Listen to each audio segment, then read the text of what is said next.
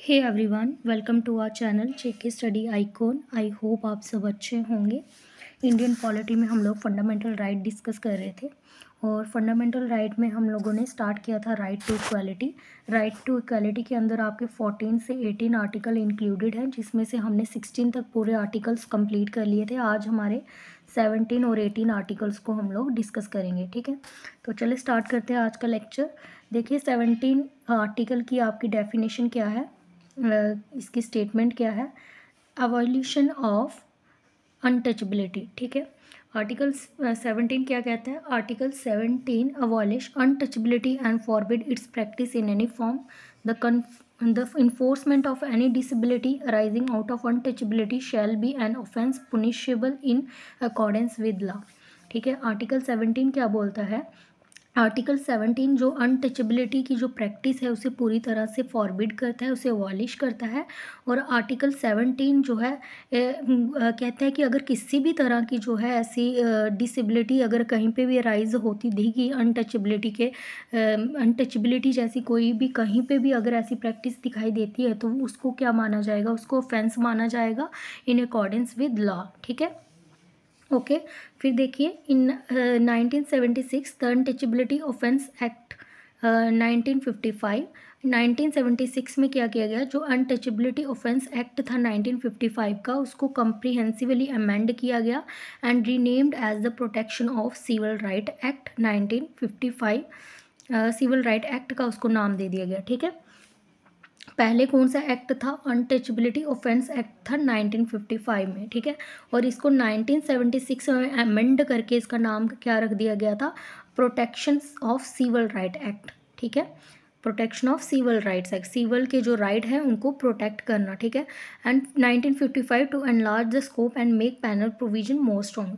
ठीक है, और इसने जो है जो आपका ये एक्ट था आपका अनटचेबिलिटी ऑफेंस एक्ट 1955 का, इसका स्कोप को और ज़्यादा बढ़ा दिया, इसके प्रोविजन को और ज़्यादा जो है स्ट्रॉन्ग कर दिया। ठीक है, अब देखिए जो आपका अंडर अनटचेबिलिटी, ये जो आपका under protection of civil right act जो हम देख रहे हैं, सिविल राइट एक्ट, ठीक है 1955। ठीक है, इसमें क्या बताया गया कि अगर जो है इसमें क्या अमेंड किया गया कि अगर कोई जो है अनटचेबिलिटी की प्रैक्टिस करता है, ठीक है, अगर इसे कोई प्रैक्टिस करता है तो उसके लिए जो है उसको 6 मंथ की इम्प्रिजन हो सकती है। ठीक है, 6 मंथ की जो है इम्प्रिजनमेंट हो सकती है। ओके, और उसको ₹500 जो है उसको फाइन भी हो सकता है, या फिर बोथ भी हो सकते हैं। ठीक है, और ये बोला गया है person convicted of the offence of untouchability is qualified for election to the parliament और स्टेट लेजिस्लेचर। और अगर कोई पर्सन जो है वो अनटचेबिलिटी जो है ऑफेंस करता है तो उसको जो है इलेक्शन में से भी क्या कर दिया जाएगा, डिसक्वालीफाइड कर दिया जाएगा इलेक्शन टू द पार्लियामेंट और स्टेट लेजिस्लेचर। चाहे स्टेट लेजिस्लेचर की इलेक्शन हो चाहे पार्लियामेंट की इलेक्शन हो, उसको उसमें से क्या कर दिया जाएगा, डिसक्वालीफाइड उस मेंबर को कर दिया जाएगा। ठीक है, अब देखिए जितने भी हमने 16 तक आर्टिकल पढ़े, 16 तक जो आर्टिकल हमने डिस्कस किए उसमें सिर्फ स्टेट की बात हो रही थी कि स्टेट जो है एम्प्लॉयमेंट में जो है डिस्क्रिमिनेशन नहीं कर सकता, जहाँ अदर चीज़ों पे जो है रिलीजन के बेसिस पे, के कास्ट के बेसिस पे, प्लेस ऑफ वर्थ के बेसिस पे जो है डिस्क्रिमिनेशन नहीं कर सकता। इक्वालिटी बिफोर लॉ का जो आपका राइट है वो पूरी तरह से जो है स्टेट प्रोवाइड करवाएगा। तो मतलब 14 से लेकर 16 तक जो आर्टिकल हैं आपके, ये पूरे जो है किसके बारे में बात करते हैं, सिर्फ स्टेट के बारे में कि स्टेट गवर्नमेंट ऐसा नहीं कर सकती है। ठीक है, लेकिन जो आपका अनटचेबिलिटी है ना, पूरा अनटचेबिलिटी ये किसकी बात करता है, ये पर्सन की बात करता है। स्टेट की बात तो करता ही करता है, पर मोस्ट इम्पॉर्टेंटली ये पर्सन की बात करता है कि कोई भी पर्सन जो है वो अनटचेबिलिटी को प्रैक्टिस नहीं कर सकता है। क्योंकि देखिए इसको जो है हमारे कॉन्स्टिट्यूशन में देखिए क्यों लाया गया, क्योंकि हमारी कंट्री इतनी ज़्यादा डाइवर्स था हमारा इंडिया, और यहाँ पे बहुत सारी जो है सोशल इवल्स भी थी। ठीक है, इंडिपेंडेंस से पहले जो है, अभी तो बहुत ज़्यादा जो है एडवांसमेंट हो गई है, ये चीज़ें बहुत कम हो गई हैं, पर उस टाइम पे जो है ये इतना ज़्यादा सोशल ईवल था, ये कास्ट का, अनटचेबिलिटी का, ठीक है, ये लोअर क्लास हायर क्लास, उस टाइम पे ये बहुत बड़ी जो है इशू था, ठीक है। तो इसीलिए ये आर्टिकल्स जो है, इस आर्टिकल को जो है लाया गया, ताकि जो लोअर कास्ट के हैं, जो लोअर जो आपके मिनॉरिटीज़ में आते हैं, ठीक है, जिनके साथ जो है अनटचेबिलिटी प्रैक्टिस की जाती है, उन लोगों की कंडीशन को इम्प्रूव किया जाए, उनकी कंडीशन को अपलिफ्टमेंट किया जाए, ठीक है। उनको भी जो है समान अधिकार जो है वो दिए जाएँ, उनको भी जो है इक्वल स्टेटस जो है फ़ील करें कि हम किसी से इन्फीरियर नहीं हैं, है ना? तो इसीलिए ये लाया गया। अब देखिए, अब अनटचेबिलिटी ये तो मतलब हो गया सिर्फ़ छूने की बात, अनटचेबिलिटी का मतलब हो गया सिर्फ़ छूने की बात। लेकिन आपका जो protection of civil right act आया, एक सेकंड, जो आपका ये एक्ट आया था, जो अमेंडेड हुआ था ऑफेंस वाला, ठीक है, एक सेकेंड, ये देखिए, ये जो आपका एक्ट आया था, protection of civil right act 1955, ठीक है। इसमें क्या क्या अमेंडेड हुई थी चीज़ें, एक तो इसके स्कोप को बढ़ा दिया गया, ठीक है। पहले वाला जो एक्ट था वो सिर्फ अनटचेबिलिटी की बात करता था, लेकिन इसमें जो है बहुत सारी चीज़ें जो है इंक्लूड की, जैसे मैंने अभी आपको बताया कि इम्प्रिजनमेंट हो सकती है 6 मंथ की, उसके ऊपर फाइन हो सकता है 500 का, या दोनों चीज़ें भी हो सकती हैं। और अगर कोई जो है पर्सन जो है ऐसी ये ऑफेंस, अनटचेबिलिटी का ऑफेंस करता दिख गया, तो उसको जो है डिस्क्वालीफाइड कर दिया जाएगा इलेक्शन से, चाहे वो पार्लियामेंट की हो या स्टेट लेजिस्लेचर की हो। इसके साथ साथ और भी चीज़ें जो है इंक्लूड की गई, जैसे अगर कोई पर्सन प्रिवेंट करता है, किसी पर्सन को प्रिवेंट करता है, रोकता है एंटर होने के लिए शॉप में, ठीक है, शॉप्स में हो गया, किसी शॉप में, कोई वर्शिप प्लेस में, कोई मंदिर में जाने के लिए कोई मना करे, ठीक है, उस पे भी, उसको भी क्या माना जाएगा, उसको भी अनटचेबिलिटी माना जाएगा। अगर कोई पर्सन जो है ट्रेडिशनल या रिलीजियस या फिलोसफिकल बेस पे जो है अनटचेबिलिटी का प्रैक्टिस करता है, ठीक है, किसी ट्रेडिशनल बेस पे या रिलीजियस बेस पे बोल सकता है कि मैं इस धर्म का हूँ, जहाँ मैं इस धर्म का हूँ, तो मुझे इसको भी जो है, उसको भी अनटचेबिलिटी के अंदर जो है माना जाएगा, ठीक है। अगर किसी को होटल में जो है एंटर होने के लिए अगर कोई मना करता है, तो उसके लिए भी अनटचेबिलिटी होगा।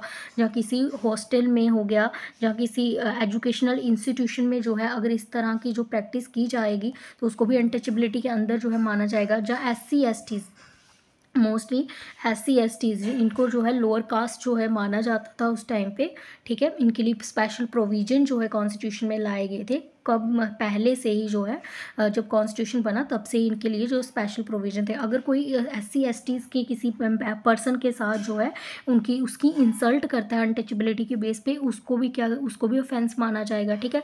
जहाँ कोई जो है किसी पर्सन को रिफ्यूज़ कर देता है किसी हॉस्पिटल में एडमिट करने के लिए, या एजुकेशनल इंस्टीट्यूशन में, जहाँ किसी पब्लिक हॉस्टल में जो है एंटर होने के लिए अगर उसको रोकता है, रिफ्यूज़ करता है, उसको भी अनटचेबिलिटी के अंदर माना जाएगा, ठीक है। मतलब डायरेक्टली अनडायरेक्टली अगर कोई जो है ये बातें भी अगर कोई प्रीच कर रहा है, मतलब टीचिंग दे रहा है किसी को अनटचेबिलिटी की, डायरेक्टली या इनडायरेक्टली, उसको भी क्या माना जाएगा, उसको भी अनटचेबिलिटी के अंदर एक ऑफेंस माना जाएगा, ठीक है। जहाँ किसी सर्विस के अंदर, जैसे मान लीजिए अगर कोई सर्विस, मान लीजिए ये एक पर्सन है, ये कोई सामान ये एक शॉपकीपर है, ठीक है, इसकी शॉप है, ये मान लीजिए कोई वेजिटेबल्स की शॉप है, ठीक है। इसकी पर्सन ये कोई अपर कास्ट का है ये पर्सन, और मान लीजिए कोई लोअर कास्ट का कोई पर्सन जाता है इसके पास वेजिटेबल्स लेने के लिए। अगर ये पर्सन ए पर्सन जो है बी पर्सन को अगर रिफ्यूज़ कर देता है वेजिटेबल सेल करने से, इस वजह से कि ये जो है इस कास्ट से, लोअर कास्ट से बिलोंग करता है, तो उसको भी जो है ऑफेंस माना जाएगा। जहाँ कोई सर्विस लेने से जो है मना कर देगा, तो इसके लिए भी क्या किया जाएगा, इसको भी एक ऑफेंस माना जाएगा, ठीक है। तो और सुप्रीम कोर्ट जो है हमारा, सुप्रीम कोर्ट जो है, हायर जुडिशरी जो है हमारी, वो भी क्या कहती है कि स्टेट को जो है वो रिकमेंड करती है इस चीज़ के लिए कि किसी भी पर्सन के साथ जो है किसी भी तरह की जो है अनटचेबिलिटी प्रैक्टिस कहीं पे भी नहीं होनी चाहिए, ठीक है। कॉन्स्टिट्यूशनल ऑब्लिगेशन जो है उसको स्टेट जो है पूरी तरह से जो है माने, ठीक है, और उसको अपने राइट्स में इंश्योर करे, ताकि जो अनटचेबिलिटी का जो आर्टिकल है, ठीक है, जो अनटचेबिलिटी का ये आर्टिकल है आपका, टचेबिलिटी है जो, इसका कोई वॉयलेशन ना हो सके, ठीक है।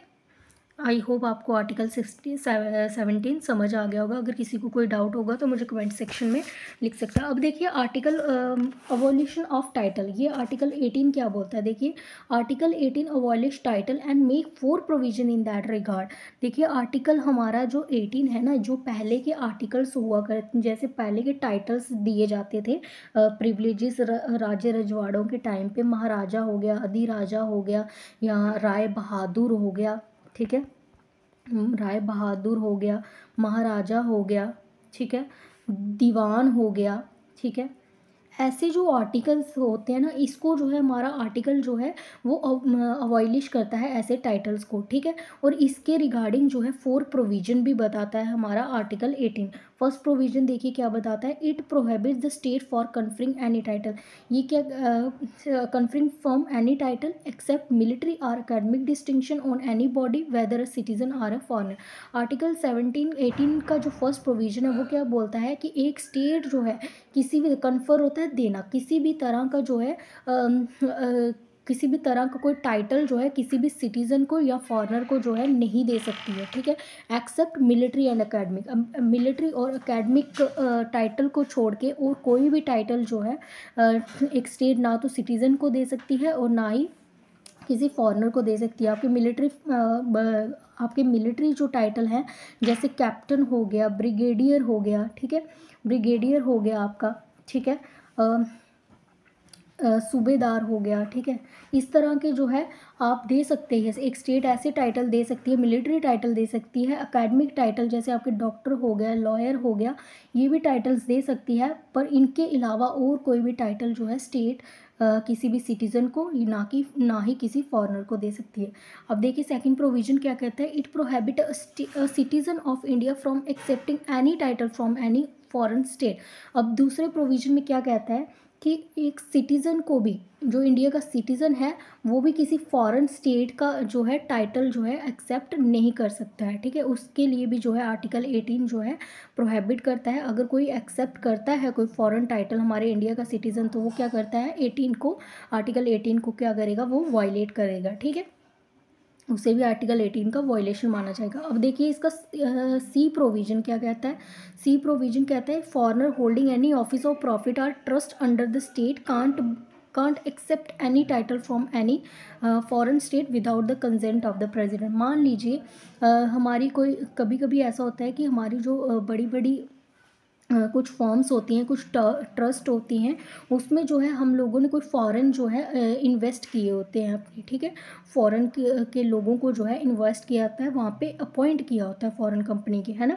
तो अब देखिए कोई ऐसी ट्रस्ट जो है जिसके अंडर जो है फॉरेनर कोई अपॉइंटेड है, ठीक है, उसको भी जो है आर्टिकल 18 जो है रोकता है, प्रोहिबिट करता है किसी भी फॉरेन स्टेट का टाइटल एक्सेप्ट करने के लिए। अगर उसको फॉरेनर को जो है अगर ये टाइटल एक्सेप्ट करना होगा तो उसको सबसे पहले जो है प्रायर परमिशन चाहिए होगी, कंसेंट चाहिए होगा हमारे प्रेसिडेंट का, ओके। अब इसका डी देखिए आप, डी वाला प्रोविजन देखिए, no citizen or foreigner holding any office of profit or trust under the state is to accept any present emolument or office from or under foreign state without the consent of the president. अब चाहे citizen हो चाहे आपका foreigner हो, चाहे citizen हो चाहे foreigner हो, जो सिटीज़न तो हमारे इंडिया के लोग ही हो गए, लेकिन फॉरेनर जो हो गए हमारे, जैसे मैंने अभी आपको सी वाले प्रोविज़न में बताया कि कोई ट्रस्ट में जो है किसी पर्सन को अपॉइंट किया गया है किसी हायर अथॉरिटी पे, हायर ऑफिशियल पे, ठीक है, तो वो पर्सन एक सिटीज़न और वो फॉरेनर जो है किसी भी तरह का प्रेजेंट, पहले किसकी बात हुई टाइटल की, अब किसकी बात हो रही है, गिफ्ट की बात हो रही है, टाइटल की अमोल्यूमेंट्स की बात हो रही है। किसी भी अमोल्यूमेंट्स या प्रेजेंट को जो है वो फॉरेन स्टेट से जो है एक्सेप्ट नहीं कर सकता है। अगर उसको एक्सेप्ट करना है तो इसके लिए सबसे पहले उसे क्या चाहिए, एक उसको प्रेसिडेंट का जो है कंसेंट चाहिए होगा, ठीक है। तो ये 4 प्रोविजन थे इसके रिगार्डिंग। देखिए from the above it is clear that the hereditary title of nobility like Maharaja, Rai Bahadur, Raj Bahadur हो गया, राय साहब हो गया, दीवान हो गया, और ये सब जो टाइटल हैं which were conferred by the colonial state are ban by article 18 and these are against the principle of equal status of all. कह रहा है कि ये सारे टाइटल्स को जो है आर्टिकल 18 जो है अवॉइलिश करता है, ठीक है, इसको पूरी तरह से बैन करता है, ताकि जो आपका प्रिंसिपल है इक्वल स्टेटस ऑफ ऑल का, इसको अचीव किया जा सके, इसको मेंटेन किया जा सके। ओके, अब देखिए 1996 में क्या होता है, एक सेकेंड, देखिए अब 1996 में क्या होता है, supreme court held that the situation validity of the national award. अब जो हमारे नेशनल अवार्ड हुआ, अगर नेशनल अवार्ड हैं जैसे आपके पद्मश्री हो गया, पद्मश्री हो गया आपका, ठीक है, ये हाईएस्ट सिविलियन अवार्ड हो गया आपके, जैसे पद्म विभूषण हो गया, ठीक है, पद्म विभूषण हो गया आपका। जो ये सारे अवार्ड हैं, देखिए ये कैसे अवार्ड हैं, देखो भारत रत्न, पद्म विभूषण, पद्म भूषण, ये सारे जो है हाईएस्ट सिविलियन आपके अवार्ड हैं, एक पर्सन को जो है दिए जाते हैं जिसने बहुत ही अच्छे जो है कुछ इंटेलेक्चुअल वर्क किए हों, उसके लिए जो है इन अवार्ड्स के साथ जो है उनको नवाजा जाता है, ठीक है।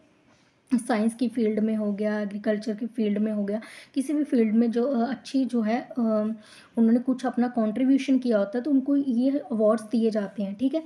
तो क्या हुआ, जब मोरारजी देसाई जी की गवर्नमेंट आई 1978 में, तो उन्होंने क्या किया, ये जो अवार्ड्स दिए जाते थे, ये अवार्ड देना कब स्टार्ट हुए थे, 1954 में जो है ये अवार्ड देना स्टार्ट हुए थे, ठीक है। तो उन्होंने क्या किया, 1978 में मोरारजी देसाई जी की गवर्नमेंट आती है, ठीक है। और उन्होंने क्या किया, ये जो अवार्ड दिए जाते थे इनको उन्होंने क्या कर दिया, बंद कर दिया, इसको जो है अवॉइलिश कर दिया इन अवार्ड्स को देना, ठीक है, क्योंकि उन्होंने कहा कि ये भी क्या करते हैं, हमारे आर्टिकल 18 को प्रोहिबिट करते हैं, ठीक है, हमारे आर्टिकल को प्रोहिबिट करते हैं। लेकिन फिर जो है but they were again revived in 1980 by the Indira Gandhi. फिर से जो है 1980 में जो है फिर से किसकी गवर्नमेंट आ जाती है, इंदिरा गांधी जी की गवर्नमेंट आ जाती है, ठीक है, इंदिरा गांधी जी की गवर्नमेंट आ जाती है, और फिर से वो ये अवार्ड देना फिर से स्टार्ट होगी। और सुप्रीम कोर्ट ने क्या बोला, सुप्रीम कोर्ट ने बोला कि ये जो हम अवार्ड देते हैं, ये आर्टिकल 18 के अंदर जो टाइटल की बात की गई है ये उसके अंडर नहीं आते हैं, क्योंकि हमें ये जो दिए जा रहे हैं ये हम लोग क्या कर रहे हैं, मेरिट को अचीव करने के लिए, मेरिट को बढ़ाने के लिए जो है ये अवार्ड्स जो हैं दे रहे हैं, जिन भी पर्सन ने जो है अच्छा कंट्रीब्यूशन किया है हमारी कंट्री को इम्प्रूव करने के लिए, उसके डेवलपमेंट के लिए ये अवार्ड जो है उनको दिए जाते हैं, ठीक है। तो आपको पता चल गया होगा कि पद्म विभूषण जो है, ये जो आपके अवार्ड्स आते हैं, ये सब जो है नेशनल अवार्ड जो भी हैं, ये आपके आर्टिकल 18 के अंदर नहीं आते, ये किसी भी तरह से जो है वायलेट नहीं करते हैं, ठीक है। So this is all about today lecture 17 और 18। हमने जो इसका लास्ट राइट टू इक्वालिटी का आपका आर्टिकल बचे हुए थे, आज हमने ये कंप्लीट कर दिए। कल से हम लोग राइट टू फ्रीडम पे शिफ्ट करेंगे, और राइट टू फ्रीडम हम लोग कल डिस्कस करेंगे कल की क्लास में। अगर किसी को डाउट होगा तो मुझे कमेंट सेक्शन में लिख देना, okay. So thank you so much for watching, have a nice day.